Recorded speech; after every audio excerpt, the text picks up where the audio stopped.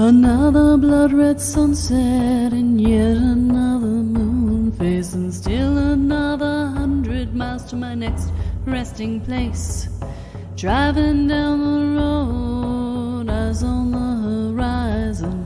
Within my car, I'm all alone, but feeling good and feeling strong, knowing that this path I'm on brings me to myself.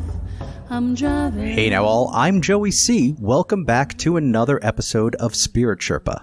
This is the show that helps and encourages you on your journey to unlock your magic mojo. With me as always is the Spirit Doctor, Kelle Sparta. Hey Kelly. Hey Joey. I think that everybody knows what we're going to talk about today because we pretty much lined it up in the last episode. We did. So there's no big surprise coming here as we open up today. No surprises. However, well, no surprises as to the topic, but right. The content. The content, in fact, is probably going to be a little surprising for people. I've been working with people in the Inner Peace 101 program, and we talk about this. There's one lesson in the program where we talk about this particular set of issues, and we talk about the knight in shining armor and the damsel in distress and how it relates to us as whole humans. And it's usually pretty rock the boat awakening for people. So we may have a little rock in the boat as we go into the process. I've already gotten feedback from a bunch of people on the last episode saying that they were like, oh my God, I saw myself, and could I be that and the other one? And what if it's, what do I do about this? And Yep. So we're having conversations about that. Good. All right. So just to get everybody up to speed, we're talking archetypes right now. And last week we spoke about the knight in shining armor. And this week we're speaking about the damsel in distress. Yes. So how do we start? What is the damsel in distress and how is it different than what we talked about last week? Good question. So the damsel in distress is the opposite side, but the same thing as the knight in shining armor. Now, what do I mean by that? The knight in shining armor is the puffed up, push forward, push through despite the fact that you're in pain and hurt and bloodied and pretending that you're not, injured on the field of battle. And the damsel in distress is the collapsed version. That is the, I can't do it. I can't do anything. I'm helpless. That's the damsel in distress. And so they're very similar, but very different at the same time. Okay. And so you're going to hear some of the same things from last week in this week. And you're going to be like, well, but I know you guys love your black and white thinking. And I'm going to ask you to understand that this is not a black and white issue. Okay. Okay. It is not an either or. You probably have aspects of both. And we did cover that a little bit at the end of the last episode. So don't panic if you recognize yourself in this and the last episode. It just means that you're dealing with this particular response to your challenged childhood.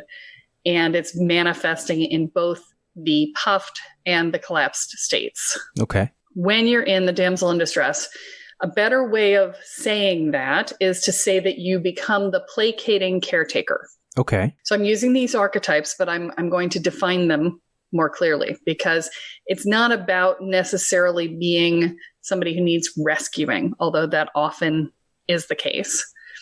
It is about how you manage your environment. So the knight in shining armor controls through dominance and through, running people over, right? Right. It's just like, here I come to save the day. Douche, get out of my way. The damsel in distress is also trying to control the environment, but the damsel is doing it in a passive aggressive, manipulating way through placating and caretaking. Okay. So she's managing the emotions of the person that she feels could be most damaging to her. And I'm going to use her because damsel is a she, but most often it's a guy doing this, just so you know. And most often manifests as men doing this. Probably about 80-20. Okay. Yeah, well, that's not valid, actually. It's probably about 60-40. Okay. Probably about 60-40. It's just that the women are so loud in their their knight in shining armorness that it overshadows the women who are quiet about it in their damselness. So bear with me on that one. It's about 60-40 for men versus women. So the first thing that a damsel in distress will experience is stress and pressure. And this stress and pressure or anxiety is a function of never feeling safe in their own environment.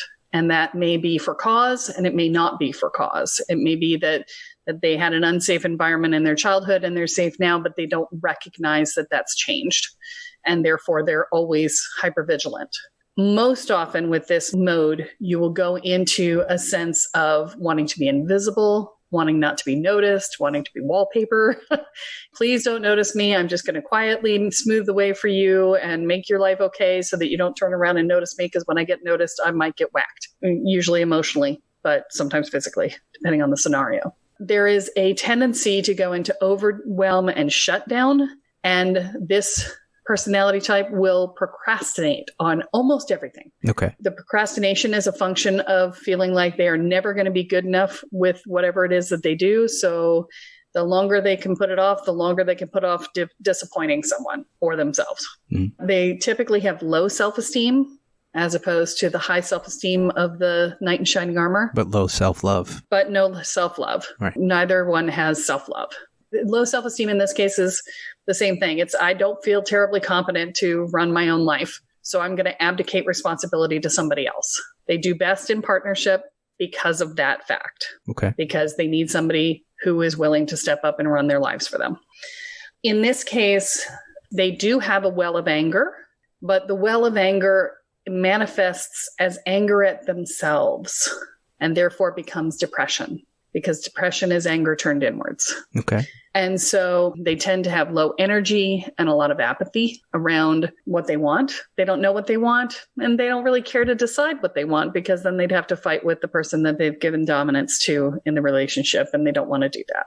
Having absolutely no say in what's going on for them, they tend to find themselves feeling pretty empty because they're not engaged in their own lives. Okay. They do not claim their space because they've abdicated their space along with everything else. So if you meet somebody who apologizes to you every 3 seconds, that person's a damsel in distress, because they are literally apologizing for their very existence. So because they haven't claimed their space, they can't set boundaries. And so they get run over all the time. It's the quintessential doormat. Mm-hmm. Their only form of control is caretaking and placating to keep the peace. And this is their way of controlling just enough to try and keep themselves safe. Okay. All of this results in a constant waiting for the other shoe to drop. Same thing that the knight in shining armor experiences. And so knight in shining armor is like plan and backup plan and backup plan for the backup plan. And the damsel in distress is going, everything's going to go to hell in a handbasket any minute now, and there's going to be nothing I can do about it. And that just feeds the despondency and the depression. Life is what happens to them rather than what they create. There is a learned helplessness that happens in this dynamic. That learned helplessness comes from having tried to assert themselves in childhood over and over again and been smacked down. In a lot of ways, the damsel in distress is more realistic in their outlook on life than the knight in shining armor. Those of us who did the knight in shining armor thing, we are stubborn as mules and we refuse to admit what is true. That's the only reason we still do what we do. Okay? The damsel in distress has gone, okay, I've tried this path and it doesn't work. I'm not going to try it anymore.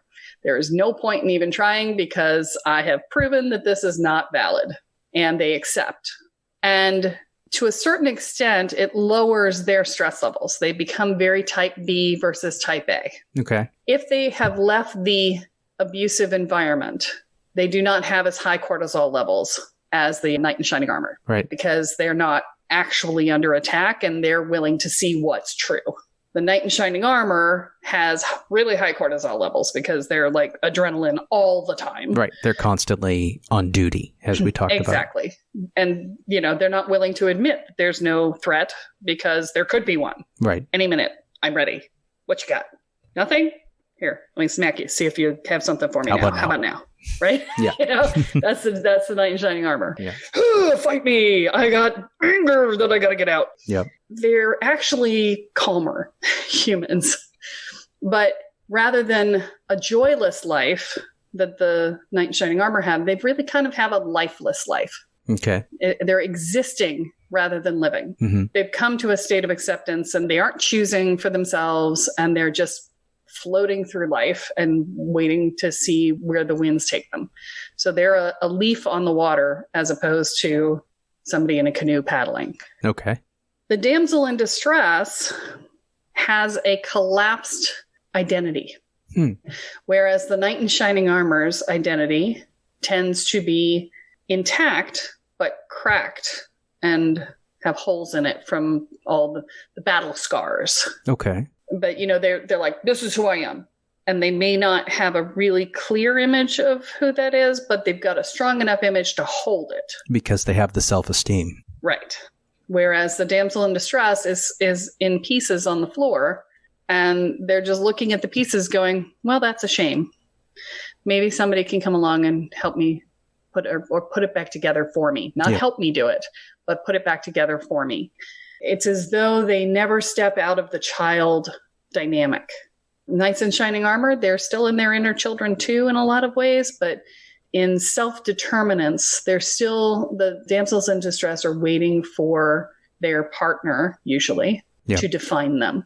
And they define themselves in relation to their partner because they don't have a definition of their own. Now, some of you knights in shining armor are going, wait, that sounds familiar. Women in particular have a tendency to do that. They'll twist themselves into pretzels to become a reflection of whatever it is they think their partner wants to keep them. So it's a pattern that happens on both sides. And we'll talk more about that in our next episode as we go into what happens when these two people date each other. The damsel in distress, the placating caretaker, they tend to define themselves by how one other person sees them. Okay. Because they don't hold their own identity. They outsource their identity to their romantic partner. And so if their romantic partner is happy with them, they are happy. If their romantic partner is unhappy with them, then they're unhappy. And they're feeling like they're in danger. Because if the partner leaves them, they lose all sense of self again. So is that a result of giving their power over to the romantic partner, or is there just a dominant figure in their life that could represent that determinant of whether or not they're good? It's more than power. It's identity. Yeah. So the identity, if you don't have a romantic partner and you're a damsel in distress, then you probably have a dominant parent who is serving in this role for you. Okay. Or a dominant friend who is serving in this role for you. They always will find the person to hold the dynamic. So even if it's not romantic relationship, you have a knight in shining armor very likely in your life. Yes. And if you don't, then you feel lost. Okay. Because you don't have anyone to hold that identity for you. Mm-hmm. So obviously, the goal in this dynamic is to re-internalize your identity. But that means rebuilding it. Right. And that means you have to take responsibility for picking it up off the ground and putting the pieces back together again. And that requires overcoming the helplessness, because the biggest barrier to a damsel in distress coming back into her own is that learned helplessness. Mm-hmm. Because with learned helplessness comes hopelessness. Okay. And the hopelessness fuels the apathy and the belief that nothing will ever change. And it's a self-fulfilling prophecy. Mm-hmm. The worst thing you can possibly ever do in your own personal growth process is to invest in being hopeless. I don't care if you run headlong into the most painful thing you've ever done. It is better than running headlong into hopelessness, because there is no exit from hopelessness. Okay. There are two leaps of faith that have to happen for these two dynamics. For the knight in shining armor, the leap of faith is to be vulnerable, to be transparent, to be seen, to not be holding up and I'm fine, I've got it all covered, I'm good. Yep. To allow somebody to see the pain and the hurt inside. That's the leap of faith for the knight in shining armor. The leap of faith for the damsel in distress is to reinvest in their own lives, to re-engage. Leap into their own worthiness. To leap into their own potential. Mm-hmm. To leap into the possibility that things could be different. To re-engage hope. That's the hardest part. That's the leap of faith. Because there's this sense that if I hope again and it gets crushed, I won't survive it. But the fact is, you're already not surviving what you've done. Mm-hmm. It's already broken you. That's why you gave up hope. The only chance of really surviving and thriving is to re-engage your hope, is to take it back and to say, I'm going to choose to hope that things will be better. Therefore, in that choosing to hope, I will begin to actively take part in my own life. This is a very subtle and very insidious thing that will suck at the underpinnings. This sort of why bother? This is a default story. Why bother? It will pull at the bottom of everything unless you are really vigilant about it. And the problem is they're not vigilant. They're not used to it.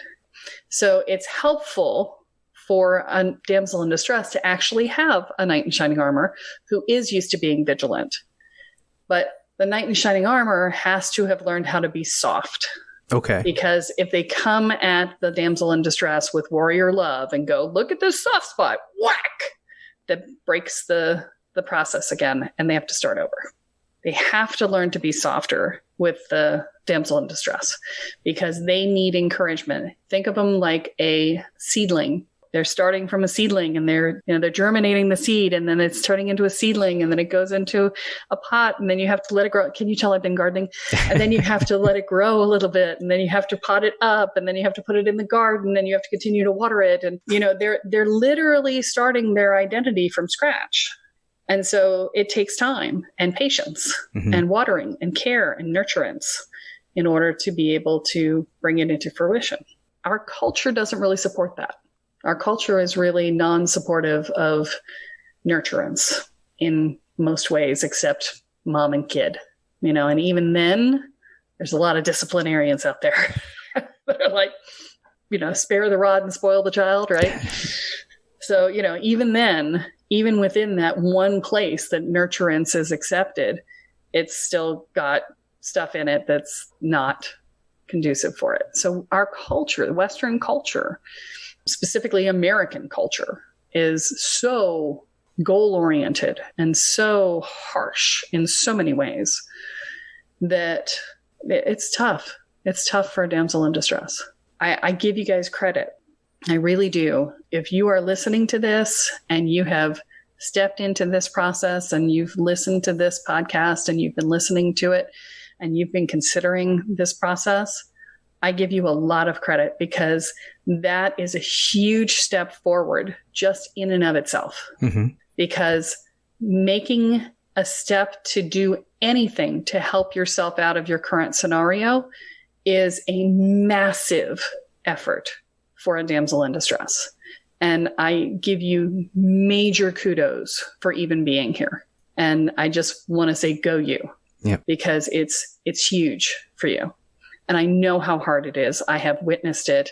I am currently in the process of actually looking at where I had that in my field when I was going through this process too, because I invested in the warrior side, right, in the knight in shining armor side, but I'm becoming aware that I had a collapsed sense of self as well.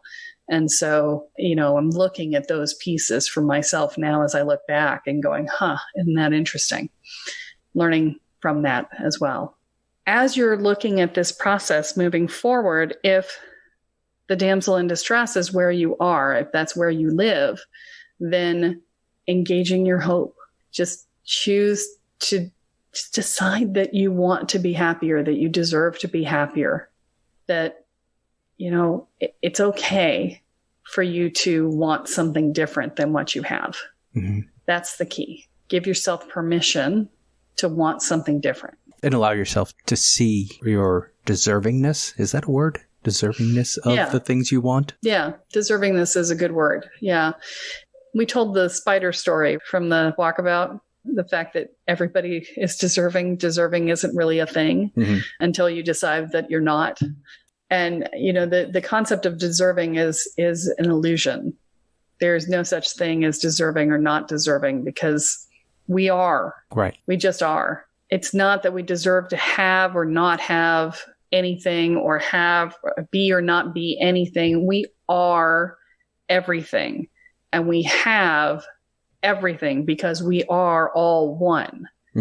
And so the concept of separation is an illusion of the physical reality. The concept of deserving is an even greater illusion of not understanding the core nature of who we are. Right. It's less about giving yourself permission to deserve it and more about giving yourself permission to want it, because it's the wanting that we've turned off. And, I know the Buddhists love to say, desire is the source of all suffering. But in actuality, it's the attachment to getting what you desire that is the source of all suffering. The desire itself is not the source of the suffering. Well, this is great. I think this gives us a good comparison to what we looked at last week with Knight in Shining Armor. I'm very interested to talk about them in relationship next week. Yes. We've teased on that throughout these 2 episodes, so it'll be interesting to spend a little bit of time focused on that. Yeah, it's particularly interesting, and it will, if you are in a relationship with someone else in this dynamic, you are going to be like, oh, right. It's going to be huge. So yeah, you'll definitely want to tune in for that one. All right. Do you have anything you want to say to sort of wrap up this particular archetype that we've been discussing? Believe in yourself. I believe in you. Awesome. Thank you very much. That has been really cool. All right, folks, that is all that we have for this week, but be sure to join us next time as Kelle adds another chapter into your guide to energy, magic, and the spirit world. I'm Joey C. here with Kelle Sparta, and you have been listening to Spirit Sherpa. So long, everyone. Bye. Each mile I travel over 13,000 now. I leave behind a little fear. Spirit Sherpa is the sole property of Kelle Sparta Enterprises and is distributed under Creative Commons BY-NC-ND 4.0 license. For more information about this licensing, please go to creativecommons.org. Any requests for deviations to this licensing should be sent to KELLE@KELLESPARTA.com. That's Kelly@KelleSparta.com. To sign up or to get more information on the programs, offerings, and services referenced in this episode, please go to KelleSparta.com. This episode of Spirit Sherpa has been produced by Honu Voice Productions.